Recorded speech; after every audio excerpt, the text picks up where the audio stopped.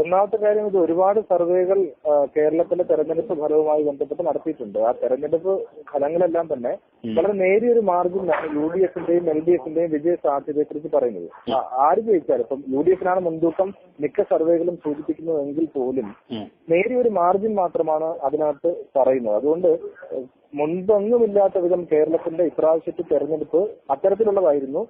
ആർക്കും അനുകൂലമായ ഒരു മുൻതൂക്കം UDF-നുണ്ട് എന്ന് പറയുമ്പോൾ പോലും ആർക്കും അനുകൂലമായ ഒരു തരംഗം ഉണ്ടായിരുന്നില്ല. പക്ഷെ ഇവിടെ ഇപ്പൊ എന്റെ കേരള.com നടത്തിയ ഈ സർവേയിൽ പ്രവാസി മലയാളികളുടെ ഒരു സമീപനമാണ്. പ്രവാസി മലയാളികൾ ആഗ്രഹിക്കുന്നത് തീർച്ചയായും UDF കേരളത്തിൽ ഭരണത്തിൽ വരണം എന്നുള്ളതാണ് ഇപ്പോൾ വെളിവാകുന്നത്. അത് പ്രവാസി മലയാളികളുടെ ഒരു ആഗ്രഹമാണ്. വെള്ളിയാഴ്ച ഇത് എത്രമാത്രം സത്യമാകും എന്നുള്ളത് വെള്ളിയാഴ്ച വരെ കാത്തിരുന്നേ അറിയാൻ പറ്റൂ. പക്ഷേ പ്രവാസി മലയാളികൾക്ക് കിട്ടിയ ഒരു അവസരമാണ് ആദ്യമായി ഇതുപോലെ സ്വന്തം വിരൽത്തുമ്പിലൂടെ വോട്ട് രേഖപ്പെടുത്താൻ. നേരത്തെ നമുക്ക് നാട്ടിൽ പോയി മഷി രേഖപ്പെടുത്തി വോട്ട് ചെയ്യാനുള്ള അവകാശമില്ലാത്ത പ്രവാസികൾക്ക് ഇക്കുറി ഒരു അവസരം ലഭിച്ചു.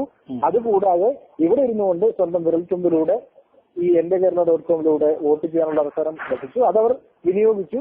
തീർച്ചയായിട്ടും പ്രവാസി മലയാളികളുടെ ഒരു ആഗ്രഹമാണ്. UDF 86% വോട്ട് 86% പ്രവാസികളും ആഗ്രഹിക്കുന്നത് UDF തന്നെ അധികാരത്തിൽ വരും എന്നുള്ളത്. കാത്തിരിക്കാം വെള്ളിയാഴ്ച വരെ. പക്ഷെ ഈ ഒരു ശ്രമം നല്ലത് തന്നെയാണ്. അത് എല്ലാവിധ ഭാവുകങ്ങളും തുടർന്നും ഇത് നടത്തിക്കൊണ്ടു പോകാനുള്ള ഭാവുകങ്ങൾ നേരുന്നു. ഓക്കെ, അപ്പൊ ഇത്രയും ഈ ഒരു പ്രതികരണം വരുന്ന UDF ഗവൺമെന്റ് ഇൻ കേസ് ഇപ്പൊ അങ്ങനെ പ്രവാസികൾ ആഗ്രഹിച്ചതുപോലെ തന്നെ UDF വരികയാണെങ്കിൽ മുൻകാലത്തിനേക്കാൾ ഉപരിയായിട്ട് ഒരു മറ്റൊരു രീതിയിൽ മുമ്പൊക്കെ നമ്മുടെ പ്രവാസികൾക്ക് എന്നും അവഗണന ലഭിച്ചുകൊണ്ടിരുന്ന പ്രവാസികൾക്ക് പുതിയ ഗവൺമെന്റിൽ നിന്ന് വോട്ടവകാശം ലഭിച്ചതിന് ശേഷമുള്ള ഒരു തെരഞ്ഞെടുപ്പിലൂടെ വരുന്ന ഗവൺമെന്റിൽ നിന്നും ഏതെങ്കിലും രീതിയിലുള്ള അനുകൂലമായിട്ടുള്ള ഒരു പ്രതികരണം നമുക്ക് പ്രതീക്ഷിക്കാൻ പറ്റുമോ? തീർച്ചയായിട്ടും പ്രവാസികൾക്ക് കൂടി വോട്ടവകാശം സാധ്യമായ ഒരു സാഹചര്യത്തിൽ ഇനി പ്രവാസികൾ ആവശ്യങ്ങൾ അംഗീകരിക്കാതിരിക്കാൻ ഒരു ഭരണകൂടത്തിനും സാധിക്കില്ല. അതുകൊണ്ട് കൃത്യമായ ഒരു ആവശ്യങ്ങളെ നിരത്തുന്ന രീതിയിൽ പ്രവാസികളുടെ സമീപനം മാറണം. രാഷ്ട്രീയ പാർട്ടികളോടുള്ള ആഭിമുഖ്യത്തിനുപരിയായി പ്രവാസികൾ എന്ന് പറയുന്ന ഒരു സംഘത്തിന് അല്ലെങ്കിൽ പ്രവാസികൾ എന്ന് പറയുന്ന ഒരു സമൂഹത്തിന് വേണ്ടതെന്താണോ നമ്മളുടെ സാമാന്യമായ ആവശ്യങ്ങളാണ്. അധികമൊന്നും ആവശ്യപ്പെടുന്നില്ല. സാമാന്യമായ ആവശ്യങ്ങൾ, അതിനൊന്നും യാത്രാ പ്രശ്നം ഉണ്ടാവും.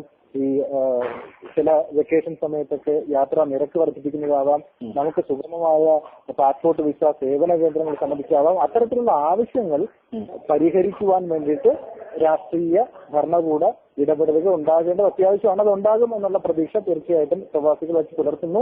ഞാനും അത്തരത്തിൽ വിശ്വസിക്കുന്നു. കാരണം പ്രവാസികൾക്ക് വോട്ടിംഗ് അവകാശം കിട്ടിയതോടുകൂടി അതിന് ഒരു സാധ്യത ഉണ്ട് എന്ന് വിശ്വസിക്കുന്ന ഒരാളാണ് ഞാൻ. ഓക്കെ, ഇപ്പൊ പ്രവാസികളുടെ പ്രശ്നത്തിൽ നിരന്തരം ഇടപെടുന്ന ഒരു പ്രമുഖ മാധ്യമ പ്രവർത്തക എന്ന നിലക്ക് ഇപ്പൊ പല കോണിൽ നിന്ന് വന്നത് പറഞ്ഞാല് നാട്ടിൽ പോയിട്ട് വോട്ട് ചെയ്യാൻ പറ്റുന്ന പ്രവാസികൾ വളരെ വിരളമാണെന്നും അത് ഒരു പ്രഹസനമായി മാറിയിട്ടുണ്ടെന്നും അതുപോലെ തന്നെ ഒരു സമ്മർദ്ദ തന്ത്രത്തിലൂടെ പ്രവാസികളുടെ ഒറ്റക്കെട്ടായ ഒരു ശബ്ദം ഉയർത്തിയാലേ ഇനി എന്തെങ്കിലും നമുക്ക് നേടാൻ പറ്റും എന്നുള്ളതാണ് പല കോണിലും നമുക്ക് ഇന്നിട്ട് കിട്ടിയ പ്രതികരണത്തിലൂടെ നമുക്ക് വ്യക്തമാകുന്നത്. അപ്പൊ ആ ഒരു വിഷയത്തിൽ താങ്കളുടെ അഭിപ്രായം എന്താണ്? ഇന്ന് തന്നെ ഇപ്പൊ മുഖ്യ തെരഞ്ഞെടുപ്പ് കമ്മീഷൻ പറഞ്ഞിട്ടുണ്ട് ഏകദേശം 479 പ്രവാസികൾ മാത്രമാണ് വോട്ട് ചെയ്തത്. നമ്മൾ വോട്ടിംഗ് റൈറ്റ്സ് എന്ന മുറവിളി കൂട്ടിയിട്ട് വർഷങ്ങളായി. വോട്ടിംഗ് റൈറ്റ്സ് കിട്ടിയതിനു ശേഷം വോട്ട് ചെയ്യാൻ പോയ ആളുകളുടെ എണ്ണം നോക്കിക്കഴിഞ്ഞാൽ തന്നെ വളരെ തുലവും തുച്ഛമാണ്. 479 ആളുകൾ വോട്ട് ചെയ്തിട്ടുണ്ട്. അത്രയും അർപ്പണ ബോധ്യമുള്ളവരാണ് വോട്ട് ചെയ്തിട്ടുള്ളത്. അതിലുപരിയായി പ്രവാസികൾക്ക് പക്ഷേ വളരെ പെട്ടെന്നെടുത്തൊരു തീരുമാനമായിരുന്നു. വോട്ടിംഗ് ചെയ്യുന്നതിന് വേണ്ടിയിട്ട് നമുക്ക് അപേക്ഷിക്കുവാനുള്ള സമയം വളരെ കുറവായിരുന്നു. ആ ഒരു സാഹചര്യത്തിൽ ഇതിന് വളരെ പെട്ടെന്ന് വിലയിരുത്തുക സാധ്യമല്ല. പക്ഷെ അടുത്ത തെരഞ്ഞെടുപ്പുകളിൽ കൂടുതൽ പങ്കാളിത്തം ഉണ്ടാകും. അതിലുപരിയായി ലോകത്തിൽ ഇത്രയധികം വിവര സാങ്കേതിക വിദ്യ വളർന്ന ഒരു കാലക്രമത്തിൽ പ്രവാസികൾക്ക് വോട്ട് ചെയ്യാൻ അവർ നാട്ടിൽ തന്നെ പോയി വോട്ട് ചെയ്യണമെന്ന് നിർബന്ധം പിടിക്കാൻ പാടില്ല. ഈ സമൂഹത്തിൽ തന്നെ ഫിലിപ്പീനുകളും മറ്റുമൊക്കെ വോട്ട് ചെയ്യുന്നുണ്ട്. അത്തരത്തിലൊരു സംവിധാനം ഉണ്ടാക്കണം. അതിനുവേണ്ടി ആലോചിക്കണം. അത് നടക്കാത്ത കാര്യമല്ല, അപരിഹാര്യമായി ഒന്നുമില്ല എന്നല്ലേ.